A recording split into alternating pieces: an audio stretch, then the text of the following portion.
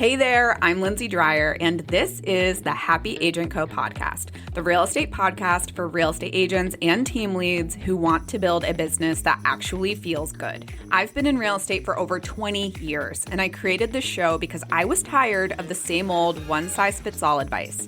Each week, I share my tips and strategies along with guest interviews that feature agents who are building a life and business they love. If you're done following outdated advice that does not fit your life and you're ready for a smarter, more human way to grow your real estate business, you're in the right place. Hello, friends. Can you believe that it is March already? I sure can't.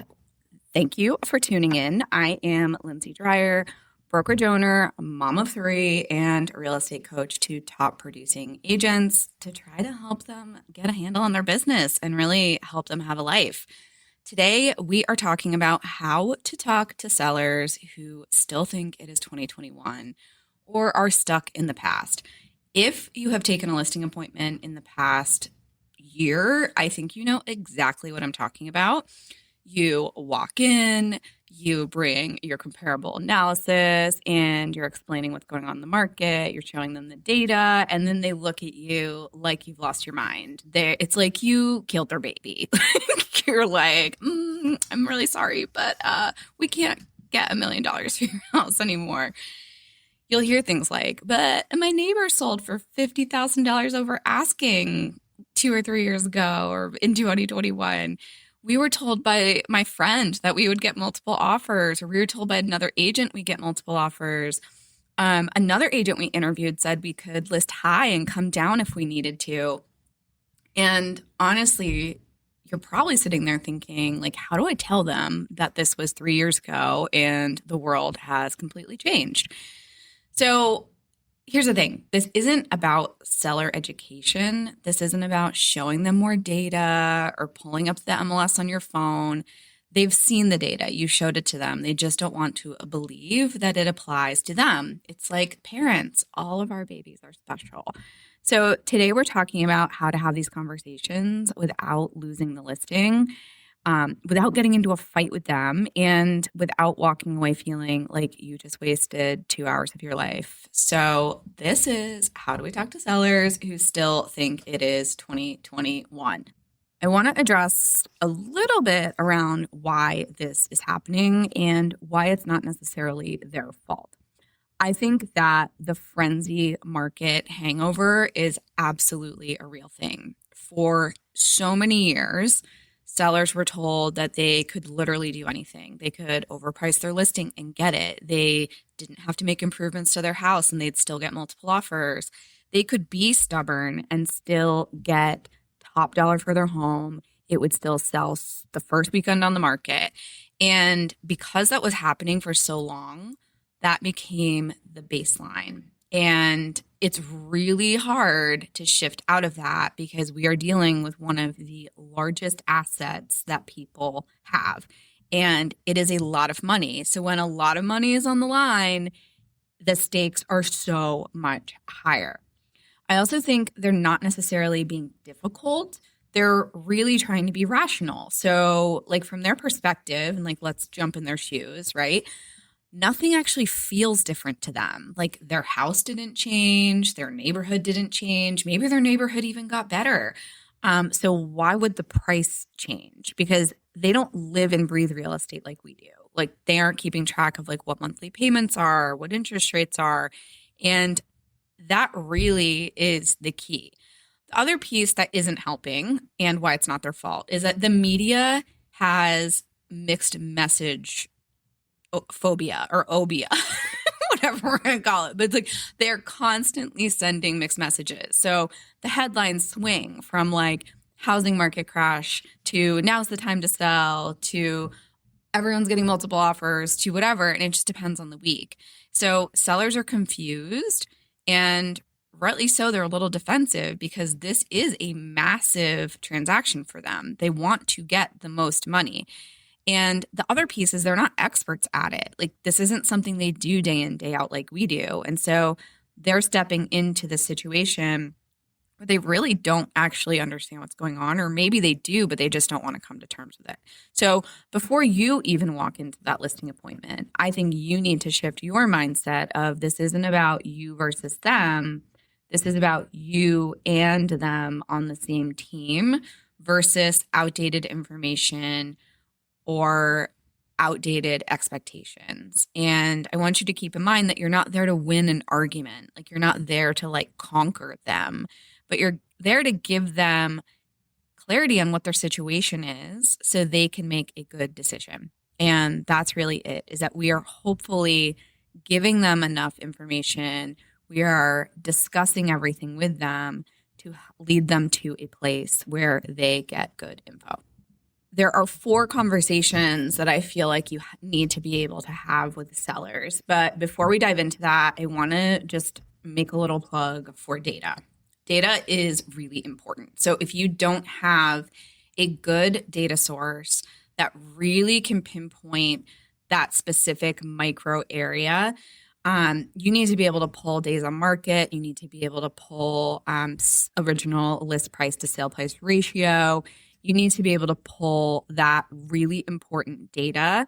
And you also need to be able to speak to how their home would be positioned among the active competition. That is really important. So I'm going to call that macro data, where we need to really just figure out what's going on in that market for that particular home. So highly recommend finding a good source for that. A lot of MLSs have relationships with data providers. I know both of the MLSs that I'm a member of have really good resources for that. So find a good data source, because data is like the best equalizer. You can't really argue with those numbers.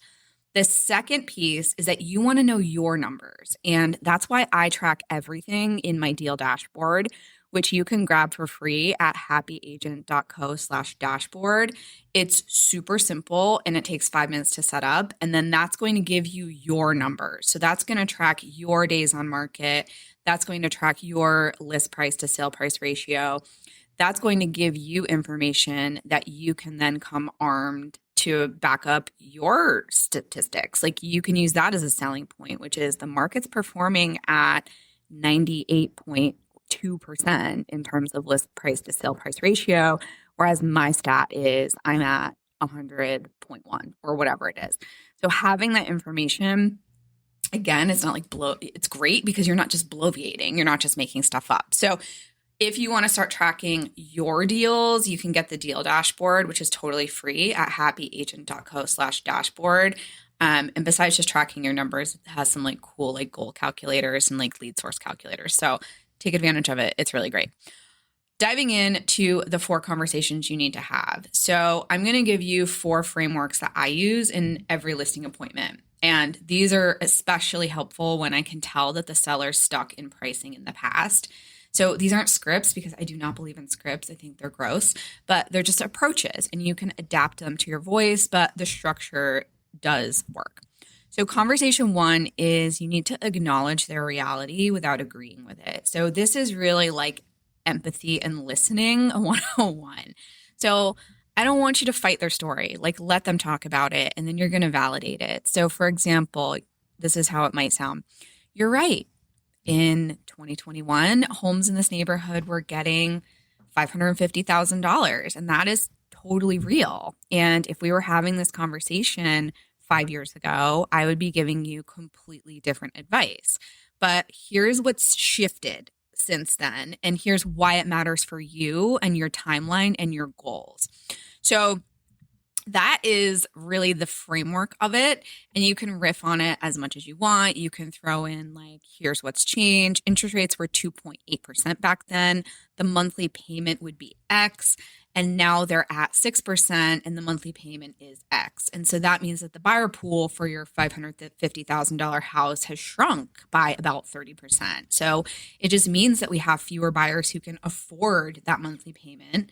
And the ones that are out there, they just have less buying power. So it doesn't mean that your house isn't worth what it was. It just means the market can't support that price right now.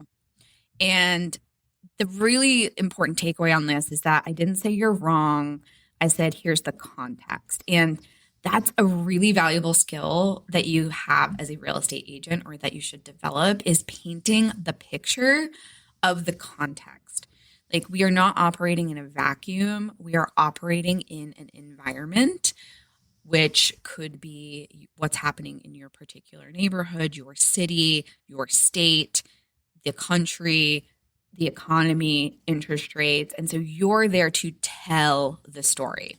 So what I want you to take away from conversation one is that you validate them first, and you're educating them second, and you're painting a picture and placing them in the context of what's going on currently. And it is so important. And I think most real estate agents understand this, but I would be remiss if I didn't mention it, which is you don't ever correct your client. Like, that just automatically puts people on the defensive. So never lead with correction. Just always validate and then always educate. Okay, moving on to conversation number 2, which is reframing overpriced as mistimed. And this is a big one. I have really tried to remove the phrase overpriced, or the word overpriced, from my conversations, because there's a connotation that there's something wrong with their house. So the phrase that I prefer, and it really has changed how like sellers hear pricing feedback, I feel like, is it's not that your house isn't worth this. It's that the market isn't ready or isn't in a position to pay that right now.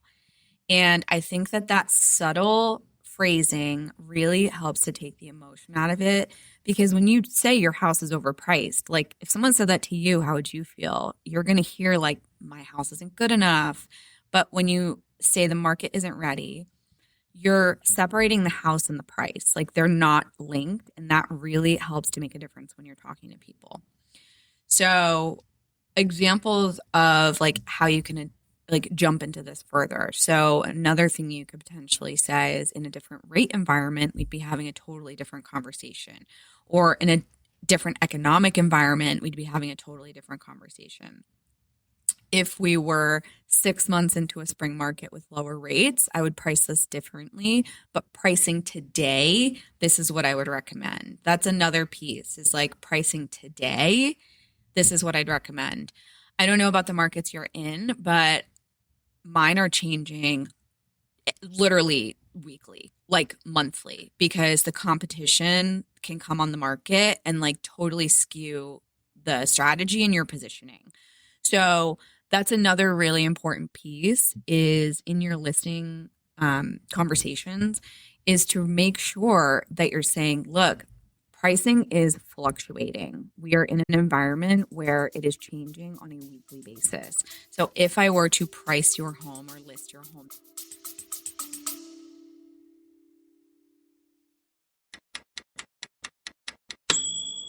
if you're listening to this and thinking, I wish someone would just help me figure this out, that is literally what I do. I offer one-on-one coaching for agents, team leads, and brokerage owners who want a business that actually fits their life.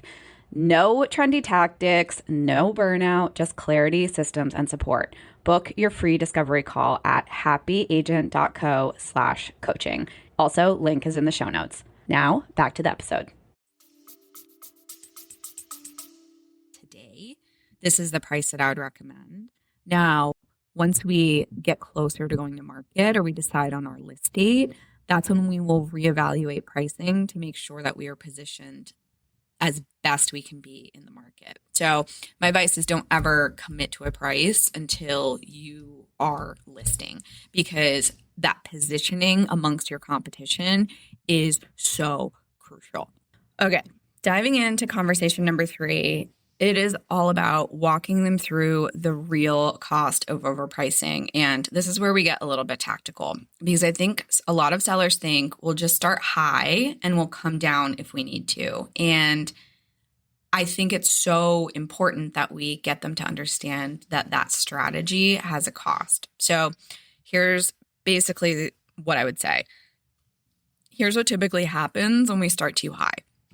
The first 2 weeks we get showings, but those are mostly people who aren't super serious, and it might be people even touring to get comparables. And by week 3, the serious buyers have moved on because your house has been sitting, and if they wanted to see it, they've seen it. By week 4, you are stale on the market, and we are only going to be seeing new buyers that have come into the market. So when we drop the price, let's say on week 5, buyers assume that there's something wrong with the house. And now we're fighting 2 battles. The first is that the original pricing issue, that's a battle we have to fight, and then the perception that the house is a problem. And I've seen that happen too many times, and I don't want it to happen to you. So obviously you can say that in like whatever way makes sense to you, feels natural to you, but we're basically letting them know that here's what happens. We're getting our most serious buyer interest in the first 2 weeks, and we need to nail that marketing price. And if we aren't landing at a marketing price that gets buyers excited about your house, by week 4, we are playing catch up and we are really trying to fix our mistake.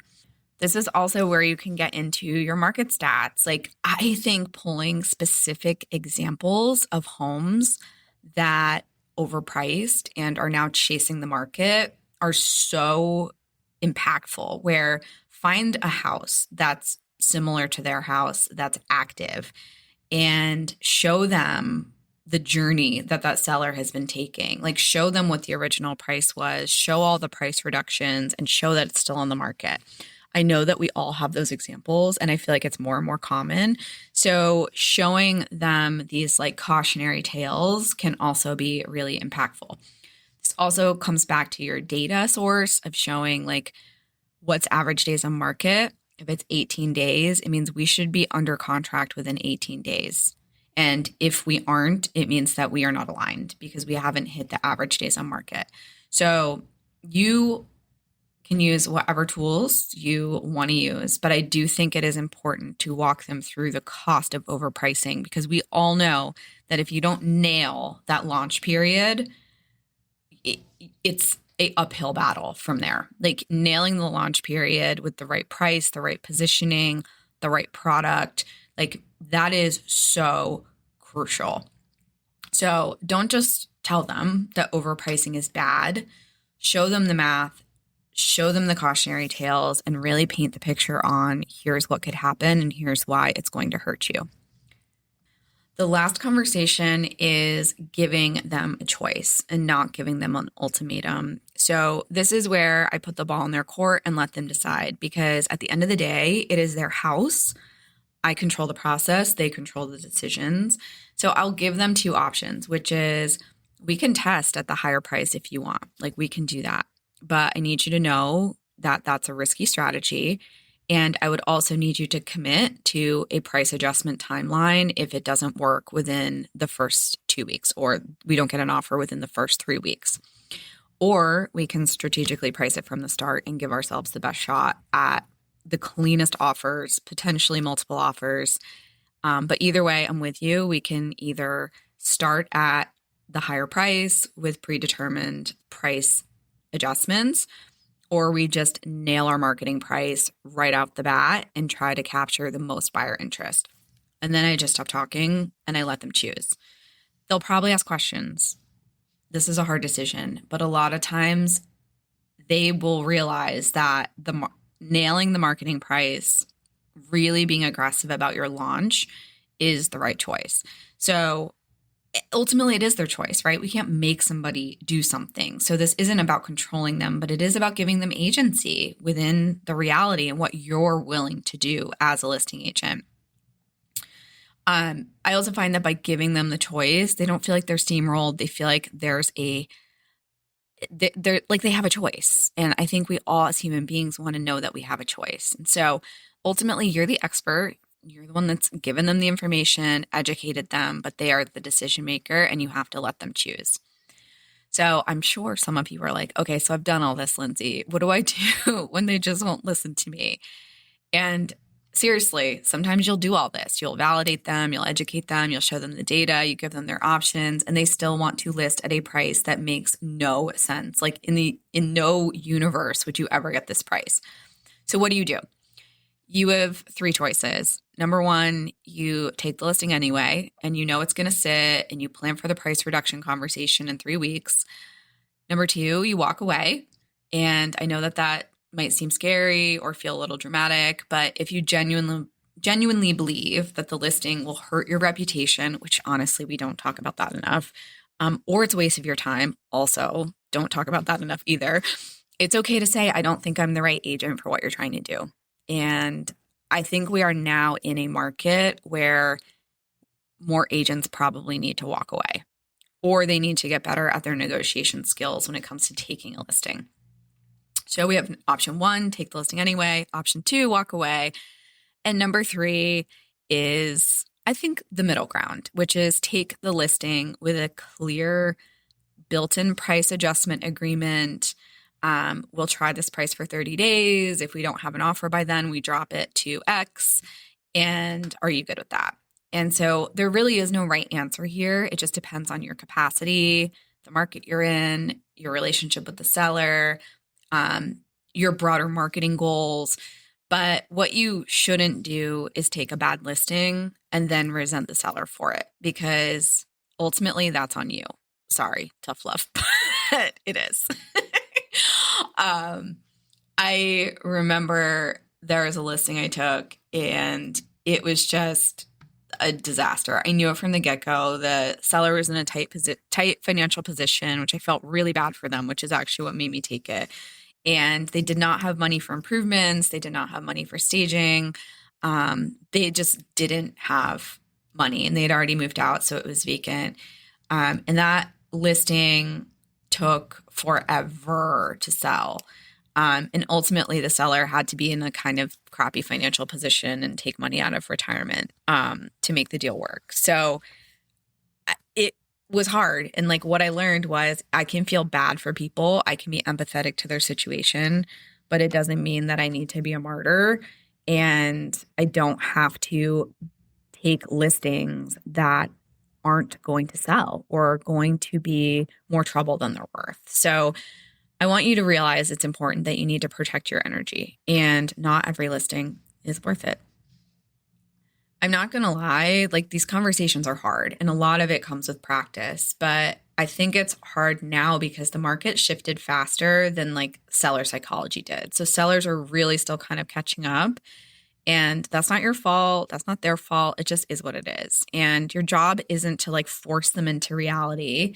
Your job is to give them the information and the options and then let them decide and have your boundaries on what you will accept. Some of them will get it, some of them won't, and that's completely okay. But the agents I see that are winning right now, they're the ones that have these conversations with confidence. They're able to be empathetic, and they are really good at bringing data to back up the story that they are telling. They are not winging it. They are not just hoping that the seller magically gets it. They are walking in prepared like a true professional. And that's what I want you to do. Like, you need to start walking in prepared. So start tracking your numbers, know your market, know the trends, and know what's working. This will be my last plug for the deal dashboard, but knowing your own numbers, like plugging in your listings, your sales, your lead sources, that helps you that helps you figure out your conversion rates. Like, that's information that you can use to speak with authority in your listing appointments. So if you want to grab the deal dashboard, it is free. It's at happyagent.co/dashboard. It's a Google sheet, and you just make a copy of it and start using it. It's super easy. All right, that's it for today. If this episode helped you, can you send it to another agent who might be dealing with the delusional sellers right now? And if you haven't already, make sure you're subscribed to the podcast so you don't miss next week's episode. We'll be talking about the money habits of top producing agents, and I'm walking through exactly what you need to track in your business. Until then, remember, you control the process, your clients control the decisions, and I hope you stay happy. Hey there, quick favor. If you enjoyed today's episode, would you take a few seconds to leave a quick review? It would mean the world to me. I also want to thank you for tuning into this episode of the Happy Agent Co podcast. I hope you feel inspired to keep building a life and business you love. Until next time, stay